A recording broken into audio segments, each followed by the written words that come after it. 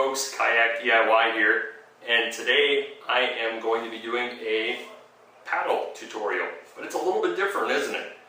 Because this camera that I'm using is a 360-degree camera.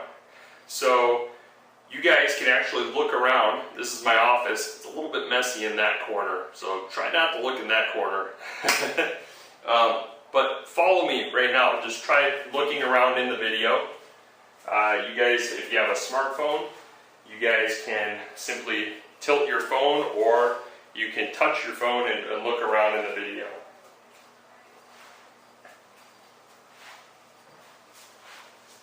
So, why am I using 360 video? Well, there's a couple really cool things I can do with it and that I really want to play around with. For one, when I go to iCast and I'm sitting on the kayaks, I can give you a more immersive video experience to where you maybe can look around and see more of the kayak. Now, if you guys aren't getting the video quality and it maybe looks really grainy or so, try going in the bottom right hand corner of this video. Click the little gear area and it'll allow you to change the resolution. 2K, 4K, all that stuff is much better than like 1080p and 720 and 480. You want to go up in the resolution. So if you have good enough internet signal, or if you can allow time for the video to buffer, that would be great, because it's going to actually create a much better viewing experience for you. And that's with any of the videos that we produce. Always check to see if you can watch it in a higher resolution. So, what am I going to be doing with this 360 camera that's really any different than my GoPro? Like, how am I going to utilize it different? Well, for one, in this video, I am going to be having a treasure hunt. Well, you might be thinking, there's not a lot of space to hide treasure in this room. What do you mean, a treasure hunt? Well, I'm going to be hiding a 4-digit code. And if you can find that 4-digit code in this video, it's only going to be up for a few seconds. It's going to be like text that pops up somewhere in the viewing frame, so you can look around in the video, and if you find that 4-digit red text that has the code, then comment below the video here on YouTube and tell me what the code is. And if you have the right code, I will be shipping you a brand new camping hammock. Hammocks are awesome. I love them. I prefer hammock camping over any type of like tent. So anyway, let's get to the meat and potatoes of this video. Let's talk about paddles. Okay, first up, so let's talk about different paddle styles. So you got whitewater paddling, you got touring, and you got kind of recreational paddling for the most part. That's kind of a broad category of the types of kayaks out there, and you can even extend it out to fishing kayaks. So maybe 4 different types or so. Now granted, you could say beyond touring you got racing paddles.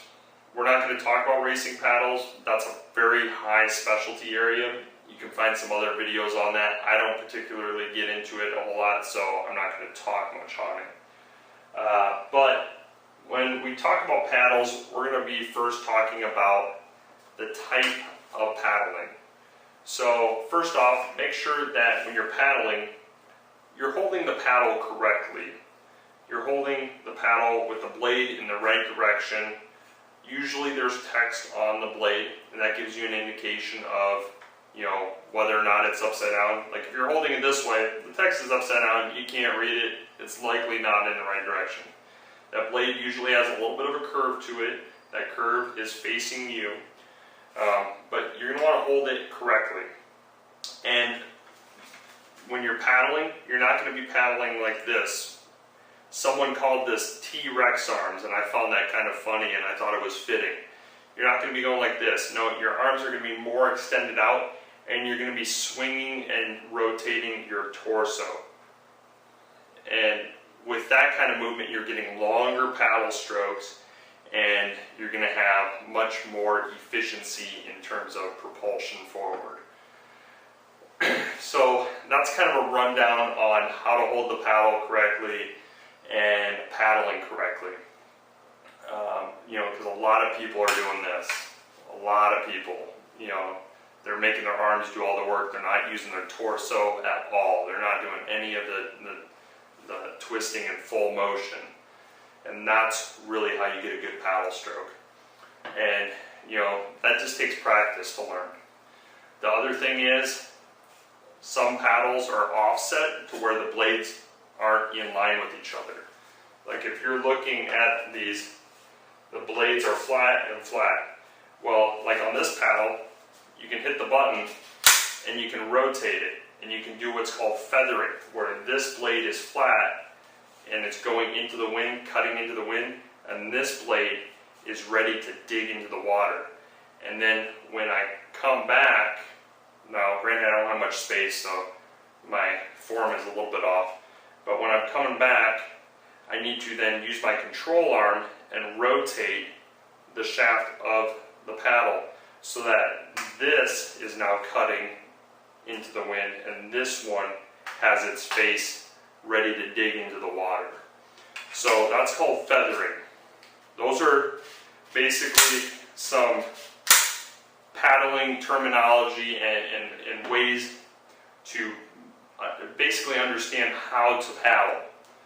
So that's important. You need to know how to paddle first, kind of. The other thing is choosing the right paddle. So depending on what kayak you have, you might want a certain type of paddle.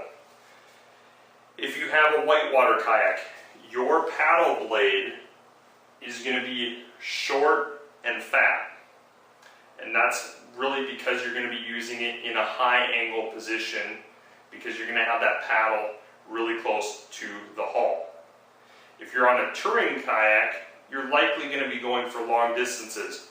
Your paddle blade is going to be long and it's going to be narrow. So that gets me to the next kind of topic, is for one, determine kind of what style of paddling you're going to be doing. Are you going to be doing high angle paddling or low angle paddling? Because paddles are created differently, and those are the two big defining characteristics between paddles on the market today, is whether or not they're catered towards high angle paddling or low angle paddling. And here's a look at what that looks like. Okay, so you can see the difference between the paddle blades. They're short and fat, and there's long and skinny, and they have their benefits, each one of them do. Here is what high and low angle paddling looks like.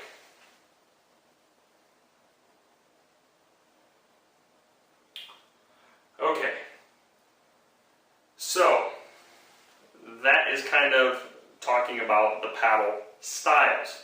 Now you get into sizing. Sizing is totally different than paddle styles, because sizing, for the most part, you can buy any paddle you like usually, especially in the higher end market.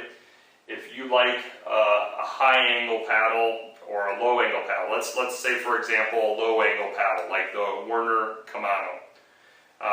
That low angle paddle has a long narrow blade. It comes in various sizes, and when I say sizes, we're talking about the shaft length. And the shaft length is usually measured in centimeters. So you might be looking at a 230 centimeter, you might be looking at a 240, you might be looking at a 210. You have a lot of options. How do you know what length of shaft you need or what size of paddle? Well, for one, there is the quick sizing method. The quick sizing method, you basically take the paddle, you hold it next to you. Look at this diagram here, by the way. That'll give you a general idea.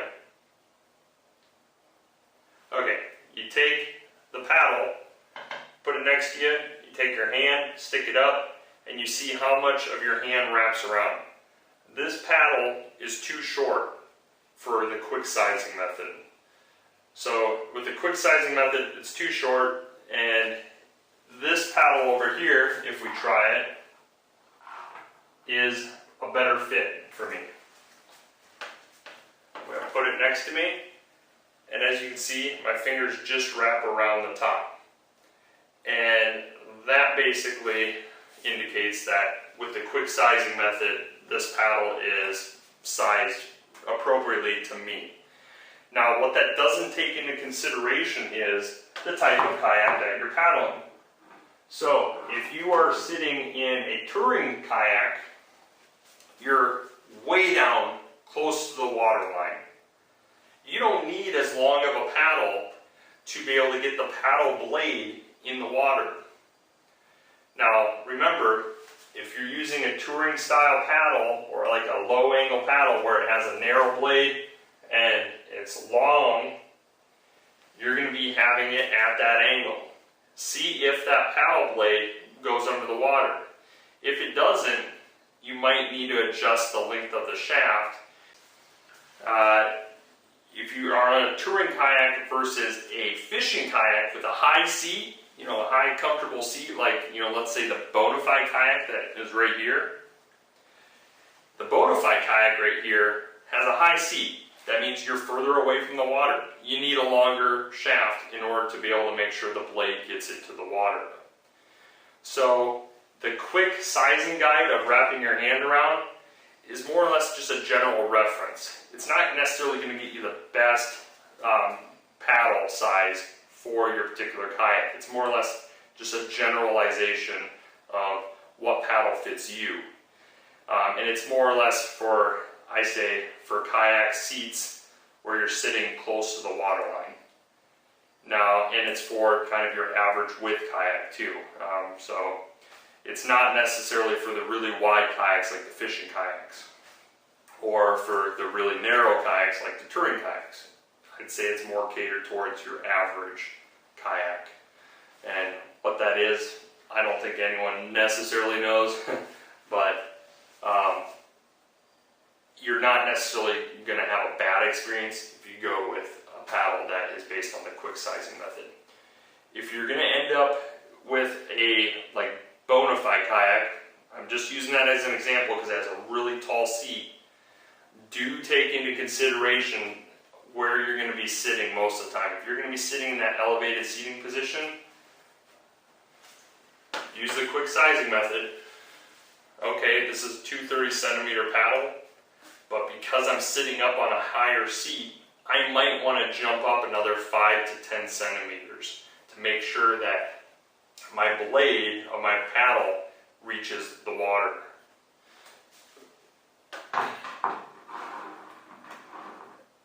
So that kind of sums up the sizing, and it kind of lets you know where to start in terms of finding the right paddle for you. The other thing to talk about though is the swing weight. So you get what you pay for. If you're buying a Walmart paddle, you're going to have a heavier paddle. It's going to be probably having an aluminum shaft. It's going to have a lot of weight to it. And I think of it this way. If you're holding a gallon of milk right here, if you're holding it and it's right next to your body, that's not much weight. You hold the gallon of milk out with your arm extended, that weight builds up and your muscles fatigue quicker. So if you want to go longer distances with paddling, the lighter the paddle, the better. And when you end up increasing the price or budget of your paddle that you're choosing, you're going to end up having paddles with fiberglass or carbon fiber shafts. You'll have possibly blades which are fiberglass or carbon fiber. Those are going to be the higher end paddles, and they're going to be the lighter weight ones. The other thing to mention though too is, so when we're talking about feathering a paddle, that is relatively important because on windy days, if you can learn how to paddle with a feathered paddle, that blade is going to be cutting through the wind. And all you have to do is just keep adjusting with your control arm. Don't death grip the paddle either. That's going to lead to blisters. For the most part, paddling is supposed to be kind of, I try to be as lazy as possible, trying to just have a really relaxed grip on it. But with feathering the paddle, you're going to be doing a lot of this, and your wrist could have some strain to it. You can wear out those ligaments. You can probably get carpal tunnel, things like that. One of the ways you can avoid that is with going with a bent shaft paddle. A bent shaft paddle looks like this. Look at this diagram here. And it gives you a spot to basically grip onto the paddle. And right now, if you look at the paddle here that I'm holding, there's still a lot of stress on my joints here. Like, my wrists are not in line with the shaft. With the bent shaft paddle, your wrists are closer to in line. You're holding right here, but your wrists are more in line with the shaft. And that's going to reduce fatigue. It's going to reduce strain also on your joints. So that is a feature that's incorporated in higher end paddles as well. There's also other paddles called like gull wing paddles and a whole bunch of other things. You can investigate them, look into them yourself. I'll try to have links to a few guides below in the video description. And I'm also going to have links to some of my favorite paddles that I use. For instance, this here isn't the lightest weight paddle. It is pretty lightweight. It has a very lightweight shaft, but the blade is a little bit heavier, so you do have some swing weight to consider. It's, you know, if it was a whole fiberglass or a carbon fiber blade, this would be much more expensive, but it would be really cool. But part of the reason why I like it is also the fact that it's not that, because I'm not afraid to beat it up and ding it up. This here is pretty resilient to getting beat up. It has this nice hook, it has these grooves. This is the backwater assassin paddle. I use these here to be able to push off of things. I use the hook to be able to like grab onto branches on trees when I'm fishing in the mangroves. So this paddle is almost like a tool out on the water. And so I really like it. It has adjustments because it is a two-piece paddle, which that's something to consider. I can feather the blades to be offset. I can also telescope it out to be able to have more shaft length and have a longer paddle for maybe on those kayaks where I'm sitting in an elevated seat, such as the Bonafide. So this is a pretty cool paddle. This is one of my favorites. I'll have it linked in the video description below. You can get it in a 230 centimeter and a 250 centimeter configuration. And if you get the 230 centimeter configuration, you can actually telescope it out to 240. And if you get the 250, it telescopes out to 260. So, for the most part, hopefully these diagrams and this video was of use to you. And hopefully, one of you guys ended up finding the hidden 4-digit code that I put in this video. Because if you did, and you were the first to comment below this video with the 4-digit code, you just won yourself a brand new hammock. So that's pretty cool. Hopefully you enjoyed this video, and like I said before, if you weren't getting the best viewing experience in terms of quality of video, check out the gear area in the bottom right hand corner. Make sure you're reviewing it in the higher resolution. It's not going to be as crystal clear as GoPro or some of the other footage I have on my channel, but it should be pretty good. This is newer camera technology, and I'm just trying to try something new to, you know, be able to give you guys a more immersive experience. So thanks for watching, and if you would, please consider liking and smash that subscribe button. Later.